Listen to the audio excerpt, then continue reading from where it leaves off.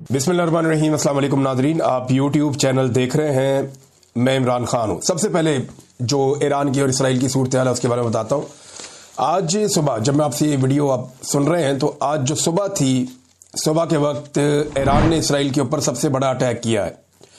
कुछ दावे इसराइल की तरफ से सामने आ रहे हैं और इसराइल का ये कहना है कि जो ईरान की फ़िज़ाई हदूद है वो मुकम्मल तौर पर इसराइल के कंट्रोल में है।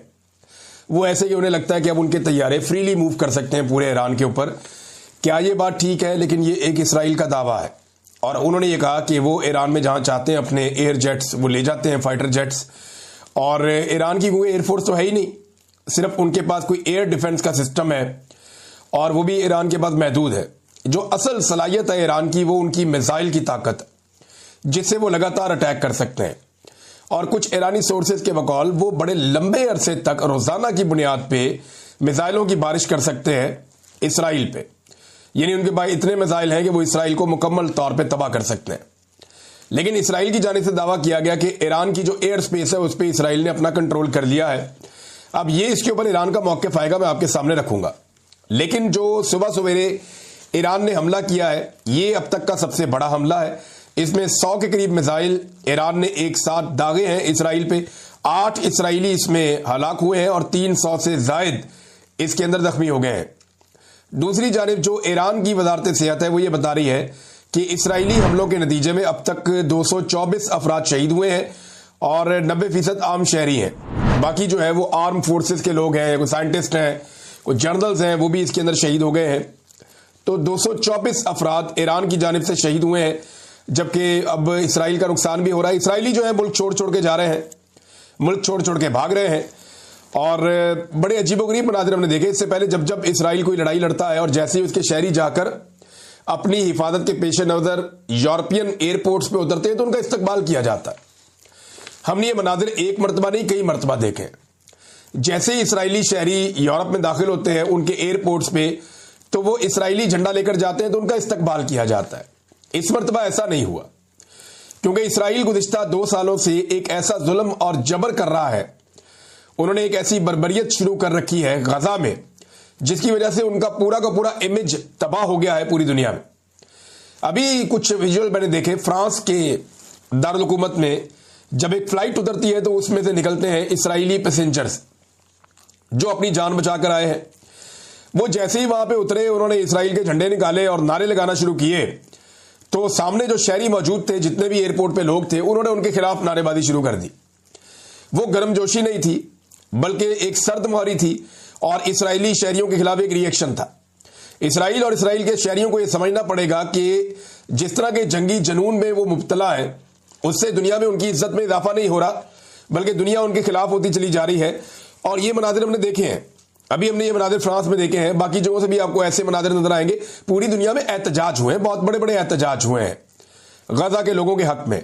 नीदरलैंड के अंदर एक बहुत बड़ा एहतजाज हुआ है, उसको देखने के बाद मैं हिल गया था कि पाकिस्तान में इतना बड़ा एहतजाज करने की इजाजत पाकिस्तान की गवर्नमेंट ने नहीं दी जितने बड़े एहतजाज अमेरिका में, बरतानिया में, नीदरलैंड में, दुनिया के बहुत सारे और मुल्कों में हुए हैं। तो पाकिस्तान के अंदर तो इस वक्त जो हुकूमत है वो ऐसा लगता है कि इसराइल को शायद खुश रखना चाहती है। वो किसी को इसराइल के खिलाफ बात ही नहीं करने देते और किसी को फलस्तीनियों के हक में निकलने ही नहीं देते। जो निकलते हैं उन्हें वो मारते हैं। अगर कोई फलस्तीन का झंडा उठा ले तो वो उससे झंडा छीन लेते हैं। दूसरे मुमालिक के जो खिलाड़ी हैं वो फलस्तीन के झंडे लेकर घूमते हैं, लेकिन पाकिस्तान के स्टेडियम के अंदर भी अगर कोई फलस्तीन का झंडा लेकर आ जाए तो उससे वो झंडा छीन लिया जाता है। अभी तक जो ईरान ने इसराइल को नुकसान पहुंचाया जिन एरियाज में, यहां पर मेरे पास सामने इसराइल का नक्शा मौजूद है और इसके जितने इंपॉर्टेंट एरियाज हैं वहां पे ईरान ने स्ट्राइक किया है। और अब तक की इत्तला के मुताबिक डिफरेंट लोग इसमें बड़ा अच्छा रिपोर्ट कर रहे हैं। रजी ताहिर साहब और उनकी टीम बहुत अच्छा रिपोर्ट कर रही है और वो इस मामले के साथ पूरी तरह से जुड़े हुए हैं। अब जो कामयाबियां ईरान को मिली है उनमें हीफा की ऑयल रिफाइनरी जो है वो जुज़वी तौर पर तबाह कर दी है। हीफा पावर प्लांट जो है उसको तबाह कर दिया है। राफेल असला साज कंपनी जो है फैक्ट्री वो तबाह हो गई है और न्यू एटम एयरबेस जो है उस पर कामयाब हमले हुए हैं। और इसके साथ ही हनी पार्क तिल अल-बैब में कई इमारतें जो हैं जो दारुल हुकूमत है इनका इसराइल का तिल अल-बैब, वहां पे बहुत सारी इमारतें जो है वो निशाना बनी है। हीफा में तैनात एरो 3 एयर डिफेंस सिस्टम जो है उसको भी तबाह कर दिया गया है। अब जो आयरन डूम है वो कामयाब क्यों नहीं हो रहा, इसके ऊपर बहुत सारी तहकीकात हो रही हैं कि ईरान के मिसाइल जाकर डायरेक्ट हिट क्यों कर रहे हैं, इमारतें क्यों तबाह हो रही हैं। इसराइली शहरियों के दिमाग में यह डाला गया था कि आप नाकाबिले तस्खीर है, जो मर्जी हो जाए, आपके ऊपर तो कोई बम आ ही नहीं सकता। लेकिन अब आ रहे हैं। एक्चुअली जब इसको डिजाइन किया गया था ना आयरन डूम को, तो ये डिजाइन ऐसे किया गया है कि 2 4 5 मिसाइल आएंगे या रॉकेट्स आएंगे तो उनको रोक लिया जाएगा। ये इक्का दुक्का रॉकेट्स के लिए और मिसाइलों के लिए था कि वक्फे से अगर कोई मिसाइल आ रहा है, कोई रॉकेट आ रहा है, तो ये एयर डिफेंस सिस्टम 70 मील के अंदर उसको रोक लेगा, उसको तबाह कर लेगा। लेकिन इस मरतबा ऐसा हो नहीं रहा। इस मरतबा यह हो रहा है कि मिसाइलों की बारिश हो रही है, तो 4 5 6 मिसाइल रोकने के बाद इसकी कैपेसिटी खत्म हो जाती है और बाकी मिसाइल जाकर अपने टारगेट के ऊपर हिट होते हैं। और ईरान को इस बात का अंदाजा हुआ गुज़िश्ता साल, जब इसराइल ने एक बहुत बड़ी गलती की और उन्होंने इस्माइल हानिया को शहीद कर दिया ईरान में, और उसके बाद ईरान ने एक बड़ा अटैक किया था जिसमें ड्रोन्स और मिसाइल्स भेजे गए थे। उस वक्त ईरान के कुछ मिसाइल्स ने अपने टारगेट पे हिट किया था और उस वक्त ईरान को इस बात का अंदाजा अच्छी तरह हो गया था कि हम जब भी इन्हें मारेंगे बड़ी तादाद में हमें मिसाइल्स और ड्रोन्स भेजने पड़ेंगे ताकि इनके जो एयर डिफेंस सिस्टम है उनको डिसीव किया जा सके। तो आयरन डूम जो है वो डिसीव हो रहा है और उससे बड़ी बददिली है, बड़ी परेशानी है। बल्कि जो इनकी हुकूमत है वो खुद कह रही है कि बहुत बुरा वक्त चल रहा है हमारा।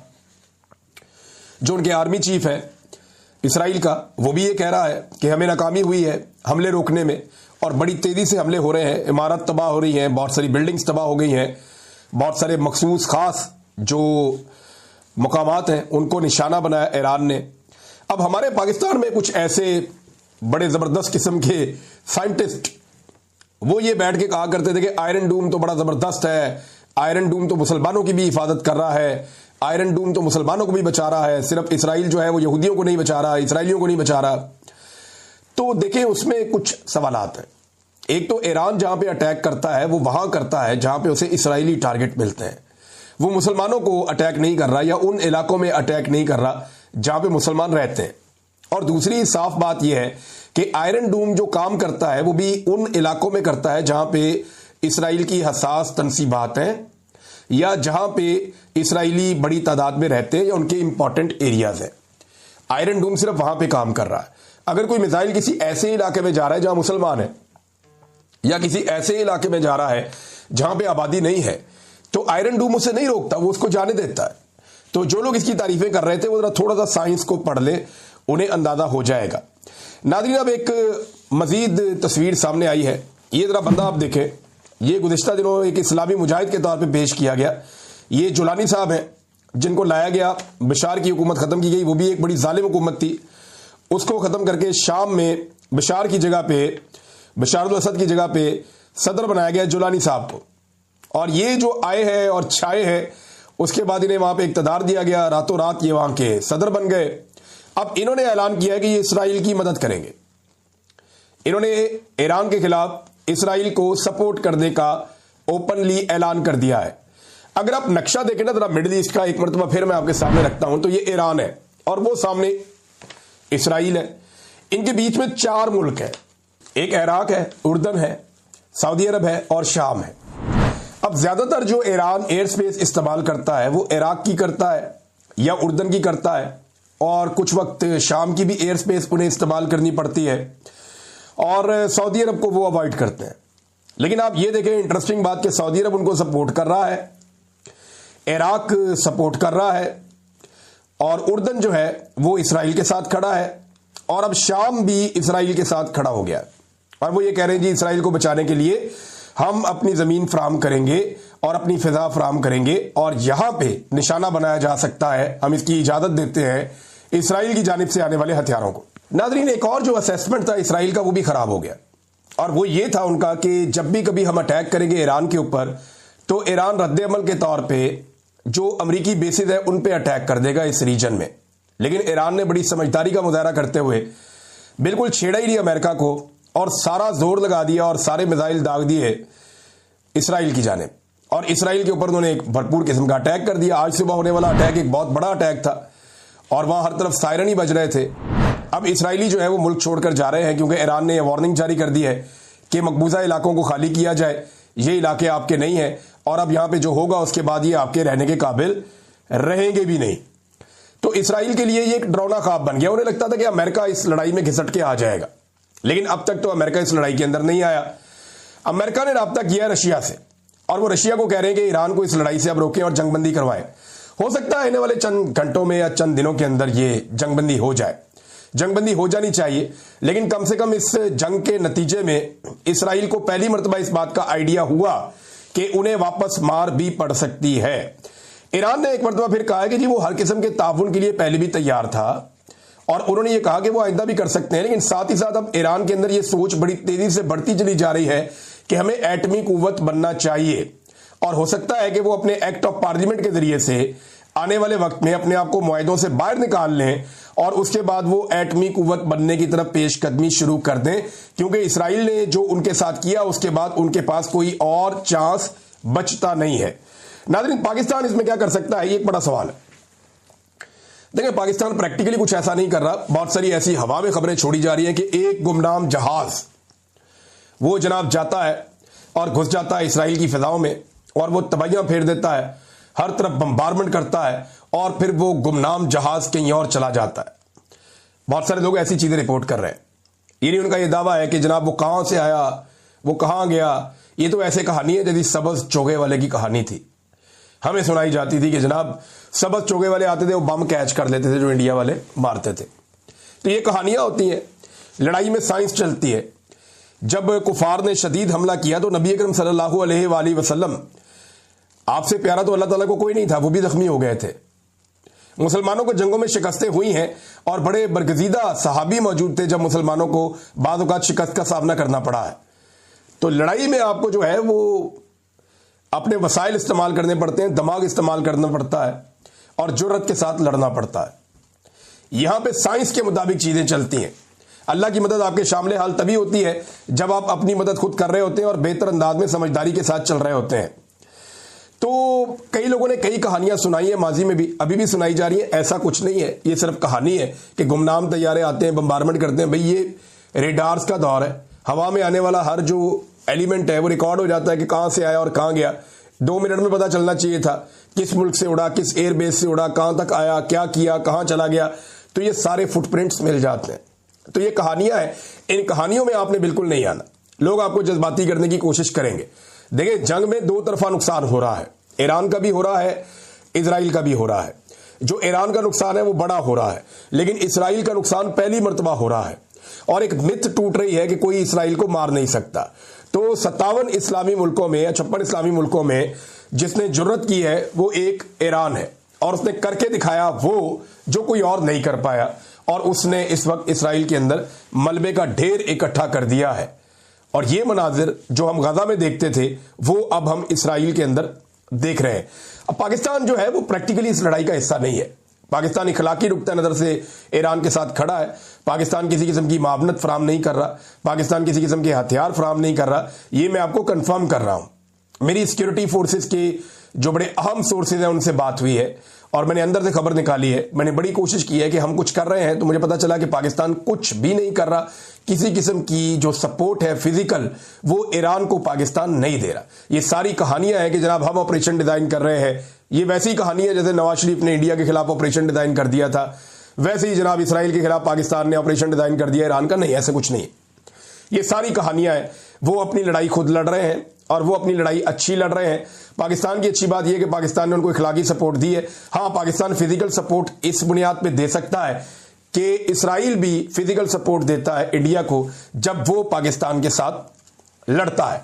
पाकिस्तान और कुछ ना करे, ईरान से पेट्रोल लेना शुरू कर दे, तेल लेना शुरू कर दे सस्ता। अभी पता चल जाएगा सारी दुनिया को, और उसमें ईरान का फायदा भी हो जाएगा और दुनिया को मैसेज भी चला जाएगा। लेकिन पाकिस्तान ऐसा करेगा नहीं। पाकिस्तान अभी किसी किस्म के भी आलमी सतह के ऊपर पंगे के मूड में नहीं है, और ना ऐसी पोजीशन में है। अब आज नाज़रीन पाकिस्तान के अंदर यहां बहुत सारी खबरें। एक तो नाज़रीन बड़ा अजीबोगरीब दावा कर दिया। एक तो ये पढ़े लिखे नहीं है हुकूमत के लोग, और ऊपर से ये कोशिश भी नहीं करते। इमरान खान साहब ने कहा था, यानी मरियम नवाज की हुकूमत ने दावा कर दिया कि इमरान खान के दौर में पेट्रोल 400 रुपए लीटर था। हम रोटी को चोची कहते हैं। ये पाकिस्तानी सारे बेवकूफ हैं, पाकिस्तानी सारे भुलक्कड़ हैं, या ये सारे के सारे कोई शॉर्ट टाइम मेमोरी लॉस के मरीज हैं कि इन्हें पता ही नहीं चलेगा और आप कहेंगे 400 रुपए लीटर था, कल आप 500 रुपए लीटर भी कह देंगे। इमरान खान के दौर में पेट्रोल की कीमत 145 रुपए लीटर थी। 145 रुपए डीजल मिल रहा था, 150 रुपए पेट्रोल मिल रहा था, और मुंह उठा के कह रहे हैं ये लोग कि 400 रुपए लीटर इमरान खान के दौर में पेट्रोल था, अब हमने सस्ता कर दिया। नहीं जी नहीं, आपने महंगा कर दिया। डबल कीमत पे आप पेट्रोल बेच रहे हैं। आलमी मंडी में जब महंगा था तो इमरान खान सस्ता दे रहा था, आज आलमी मंडी में सस्ता है तो आप लोग महंगा दे रहे हैं। यास्मीन राशिद साहबा ने एक स्टेटमेंट दिया अपनी कैद को लेकर, और ये उनका बड़ा इंपॉर्टेंट स्टेटमेंट है। मैं पहले आपको ये बात बता भी चुका हूं कि एक्चुअली यास्मीन राशिद साहबा को जो अंदर रखा गया है वो नवाज शरीफ की ख्वाहिश में रखा गया है। यास्मीन राशिद साहबा कहती है कि नवाज शरीफ की ईमा पर मेरी जमानत नहीं होने दी जा रही, क्योंकि नवाज शरीफ मुझसे खौफजदा है। वो जानते हैं कि अगर मैं रिहा हो गई तो हल्के में निकलूंगी और उसका फॉर्म 45 से मसक शुदा चेहरा बेनकाब करूंगी, यानी जो असल फॉर्म 45 वो लेकर आऊंगी और नवाज शरीफ का जो मसक शुदा चेहरा है वो मैं बेनकाब करूंगी हल्के में निकलकर। हल्के की आवाम निकलेगी और बताएगी कि वोट किसे दिया था। ये डॉक्टर यास्मीन राशिद साहबा ने जेल में गुफ्तगू की है, जिसे शाकिर अवान साहब ने रिपोर्ट किया। और यही बात मैं बड़े अरसे से कह रहा हूं कि नवाज शरीफ नहीं चाहते कि उन्हें शर्मिंदगी का सामना करना पड़े, क्योंकि डॉक्टर यास्मीन राशिद नवाज शरीफ के लिए और सनम जावेद नवाज शरीफ की बेटी मरियम नवाज के लिए एक डरावना ख्वाब बन चुके हैं। मैं फिलहाल तक की बात कर रहा हूं, अभी तो बाप बेटी बहुत डरते हैं। मैं इनका बजट पढ़ रहा था, ये ऐसे खुद पसंदी का शिकार है, ऐसे ज़हनी मरीज है कि वो एक ही सफा मेरे सामने आया, मैं सर पकड़ के बैठ गया। मैंने कहा ये पागल है ये लोग, और फिर मुझे पता चला वाकई पागल है, ज़हनी मरीज है। पंजाब हुकूमत का बजट आप निकालें, वो जो एक सफा मेरे सामने आया मैं उसे देख रहा था, नवाज शरीफ मरियम नवाज, नवाज शरीफ मरियम नवाज, नवाज शरीफ मरियम नवाज, नवाज शरीफ इंस्टीट्यूट मरियम नवाज इंस्टीट्यूट, फलाना इदारा नवाज शरीफ, फलाना इदारा मरियम नवाज, फलाना इदारा वजीर आला, फलाना इदारा नवाज शरीफ। यानी हद हो गई। ऐसे लग रहा था कि मैं कोई पंजाब हुकूमत का बजट नहीं पढ़ रहा, बल्कि मुझे लग रहा था कि शायद मैं कोई शरीफ खानदान की डायरी पढ़ रहा हूं, या इस खानदान पे लिखी हुई किसी इनके टाउट की शायरी पढ़ रहा हूं। अजीबोगरीब वैसे खानदान है, पागलपन की हद तक ये खुद पसंदी का और नरगिसियत का शिकार है। और देखें हमारी एस्टेब्लिशमेंट ने हम पर ये लोग मुसल्लत किए हैं, ज़हनी मरीज। और एक और ज़हनी मरीज की कहानी बताता हूं आपको मैं। ये पाकिस्तान का वजीर खजाना लगा हुआ है, इसके काम चेक करें आप जरा। वो कहता है जी पाकिस्तान का बच्चा बच्चा अमीर है, हर घर में 3 तरह के खाने तैयार होते हैं, गरीब भी 2 वक्त महंगा चिकन खाते हैं, अगर आप टैक्स नहीं देंगे तो कौन देगा। ये वजीर खजाना है। पाकिस्तान में इस वक्त 45% लोग गुर्बत की लकीर से नीचे चले गए। आधे पाकिस्तानी इस वक्त गरीब है। लोग बिजली के बिल जमा नहीं करवा पा रहे, गैस के बिल जमा नहीं करवा पा रहे, बच्चों के स्कूलों की फीसें जमा नहीं करवा पा रहे, लोग उधार ले लेकर गुजारा कर रहे हैं, लोगों की दाल रोटी नहीं चल रही है, एक टाइम का खाना पकाना मुश्किल हो गया है। और ये शख्स क्योंकि देखे ना, इसका आवाम से ताल्लुक ही कोई नहीं है, ना कभी ये वोट मांगने गया, ना कभी इसने वोट मांगने जाना है, ना इसका पब्लिक से ताल्लुक है, ना इसको कभी पब्लिक ओपिनियन या उनकी हालत का पता चलेगा। ये तो एसी वाले दफ्तर में बैठने वाला बंदा है।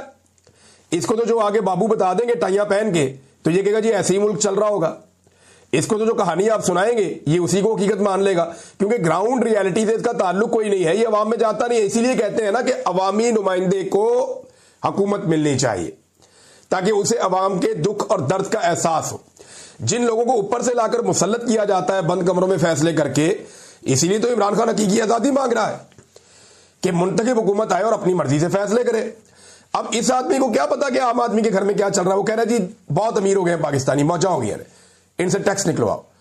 भाई आम आदमी को आपने कमर तोड़ दी है, तनख्वाहदार तबके से आपने टैक्स छीन छीन के उसका बेड़ा गर्क कर दिया है, और जो ताकतवर अशराफिया और अमीर लोग हैं उनसे आप टैक्स ले नहीं सकते। नादरीन एक और बहुत बड़ी खबर है, बड़ी जबरदस्त खबर है, बल्कि मैंने खबर सुनी मैं बड़ा खुश हुआ कि पहुंची वहीं पे खाक जहां का खमीर था। और ये रिजवान गलज़ी साहब ने खबर दी है, आमिर मुगल साहब ने भी इसको रिपोर्ट किया है। वहीं से मैं रिपोर्ट कर रहा हूं कि तलत हुसैन जो एक जर्नलिस्ट है, इन्हें पाकिस्तान टेलीविजन में नौकरी मिल गई है। तलत हुसैन को पाकिस्तान टेलीविजन में नौकरी मिल गई है, और टेलीविजन पाकिस्तान का जो है उसमें नौकरी जब मिलती है तो आपको मखसूस खिदमात के एतराफ़ के नतीजे में ये नौकरी मिलती है। यानी आपको वो खिदमात देनी होती हैं और मुसलसल देनी होती हैं, खुशामद आपको करनी होती है, हुकूमत का बयानिया आपको चलाना होता है, एस्टेब्लिशमेंट के जूतों को साफ रखना पड़ता है, बहुत सारी चीज़ें मैनेज करने के बाद बिलाखिर आपको पाकिस्तान टेलीविजन में नौकरी मिलती है। ऐसे मिलती नहीं है। बहुत कम कभी ऐसा हुआ कि मेरिट के ऊपर कोई बंदा आया, हाँ, मेरिट पे लोग आए पाकिस्तान टेलीविजन में, एक दौर हुआ करता था, लेकिन अब तो मेरिट शेरिट गया। और जिस तरह के लोग पाकिस्तान टेलीविजन पे लाकर बिठाए गए हैं, उन्हें देखकर तो कानों को हाथ लगाए जाते हैं कि अवाम के पैसों से इन लोगों के घरों में पैसा भेजा जा रहा है, इनको तनख्वाहें दी जा रही हैं और इनकी जेबें भरी जा रही हैं। बहरहाल एक और शख्स वो जिस चीज के लिए मुस्तैद था वो चीज उसको मिल गई है। नाज़रीन, PIA की खरीदारी के लिए पाक फौज का एक इदारा है, फौजी फर्टिलाइजर है, उसने भी अब ख्वाहिश का इजहार कर दिया। लेटर जो है सर्कुलेट कर रहा है। अंदाजा करें आप, एक इदारा दूसरे इदारे को खरीदेगा। मैं इसके ऊपर तफसील से बाद में बात करूंगा, ये पाकिस्तान में एक्चुअली हो क्या रहा है और ये किस किस्म का एक मॉडल पाकिस्तान में चल रहा है। लेकिन एक बड़ी कार्रवाई जो तुर्की के जो हैकर्स हैं उन्होंने की है, वो भी मेरे सामने आई। मैं चाह रहा हूं ये आपको दिखाऊं, ये बड़ी इंटरेस्टिंग खबर है।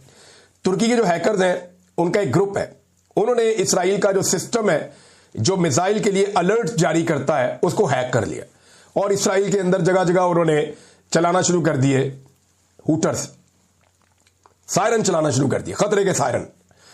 तो जनाब अलार्म चल रहे हैं इसराइल के अंदर, और वो चला कौन रहा है? तुर्की के हैकर्स चला रहे हैं। लोग सड़कों पे लेटे हुए हैं, गाड़ियों के नीचे घुस रहे हैं, कोई उधर लेट रहा है, कोई उधर लेट रहा है, अजीबोगरीब मनाजर चल रहे हैं। तो तुर्की ने भी इसके अंदर अपना हिस्सा डाल लिया। उन्होंने और कुछ नहीं किया, तो उनके हैकर्स ने जो अलार्म सिस्टम है उसको हैक करके वहां पे अलार्म बजाना शुरू कर दी। तो इस किस्म की चीजें भी रिपोर्ट हो रही हैं। ये रॉयटर्स उर्दू ने इसको रिपोर्ट किया है, ये खबर मैंने आपको वहां से पहुंचाई है। अब तक के लिए इतना ही, अपना ख्याल रखिएगा, अपने इस चैनल का भी अल्लाह हाफ़िज़।